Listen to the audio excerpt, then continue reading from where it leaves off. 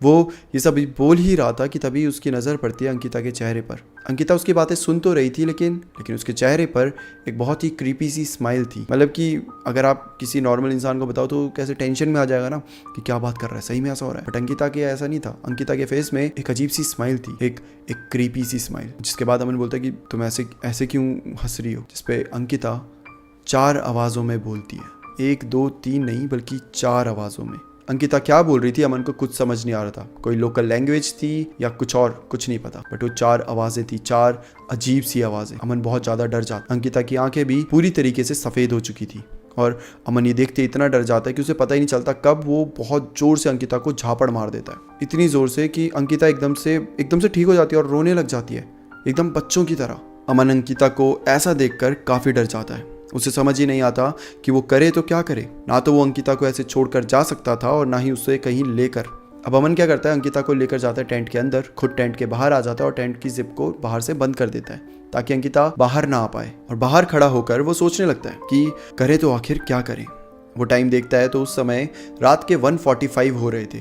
फिर ना जाने क्यों अमन को ऐसा सडन दिमाग में स्ट्राइक करता है। उसे अपनी दादी की एक बात याद आ जाती है। जब अमन छोटा था तो उसने अक्सर सुना था कि जो नेगेटिव एनर्जीज होती हैं वो आग से बहुत ज़्यादा दूर रहती हैं, उनसे डरती हैं। अमन वैसे तो इन सब पे बिलीव नहीं करता था, पर जो सिचुएशन इस समय उसके सामने थी और जितना टाइम उसके पास था, भरोसे करने के अलावा उसके पास कोई ऑप्शन नहीं था। वो जल्दी से लकड़ियाँ कलेक्ट करता है। जो उसने बोनफायर जिसमें लगाया था तो उसमें कुछ लकड़ियाँ बच गई थी, उन्हें कलेक्ट करता है और वहाँ पर आग लगाना शुरू कर देता है। अभी वो आग लगा ही रहा था कि वो देखता है कि अंकिता टेंट फाड़ने की कोशिश करती है। अमन बहुत ज़्यादा डर जाता है। इसका मतलब कि अंकिता वापस अपने होश में है और अब वो बाहर आना चाह रही है।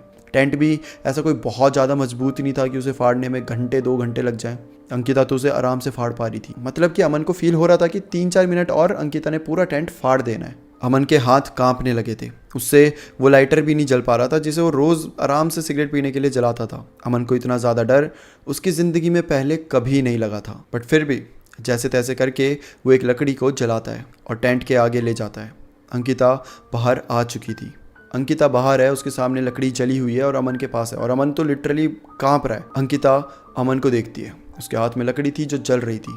अंकिता कहीं दूर खड़ी थी, अभी भी मतलब एकदम क्लोज नहीं थी, और वो अमन को देखकर हंस रही थी। अंकिता की आवाज़ अब पूरे पहाड़ों के चारों तरफ गूंजने लग जाती है। अंकिता जिसे अमन इतना प्यार करता था, आज वो उससे इतनी भयानक लग रही थी कि ढंग से वो नजरें तक नहीं मिला पा रहा था। अंकिता धीरे धीरे करके आगे बढ़ रही थी।